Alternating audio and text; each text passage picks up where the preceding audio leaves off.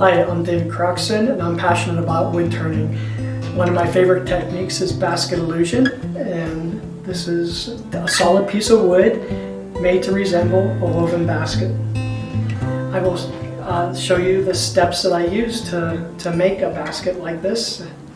The first step is to take a solid piece of wood and to mark my center, and then I take and cut the edges off to make it a little easier to turn. I put it on the lathe and I form a recess that will fit into the chop jaws. I flip it and put another recess on the other side so that both the inside and outside of the bowl are perfectly centered.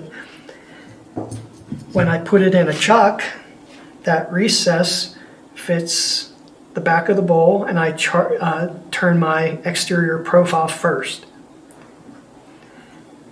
And then I flip the piece around and I determine the outside edge. Then I know my height that I have to work with. From here I flip back around to the exterior. I detail the backside to make sure it's nice and as smooth and clean as possible. There's no sanding in my process. I just use super sharp turning tools, and from this point, once I have the surface as perfect as I can get it, I start my beading process. And the beading process starts at this edge, and I work down to center, use it while the lathe is spinning at about 1200 to 1600 RPM, and I use a beading tool, and I just step and work my way down until I get near the back. After I have the back done, I flip it over and I hollow out the interior. And the interior initially looks like this. And all this material, all this wood is going to get turned away.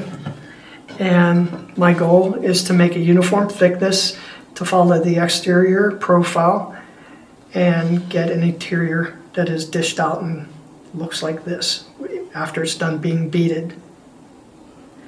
The next steps is to do the index lines, where I use an indexing wheel to create the divisions, and I pencil mark those in place, front and back. And then after I have my pencil lines, I wood burn each of those pencil lines. And the wood burning is a dual process for two reasons. One is to cauterize the line and create so that the ink doesn't migrate outside the area. So when I color in between these beads, you don't want the ink to bleed into the next section. And the other is to create a grid pattern, a grid for my pattern, for example, like this. The pens I use for color are a brush point, Faber-Castell, and a matching color with a nib point for detailing.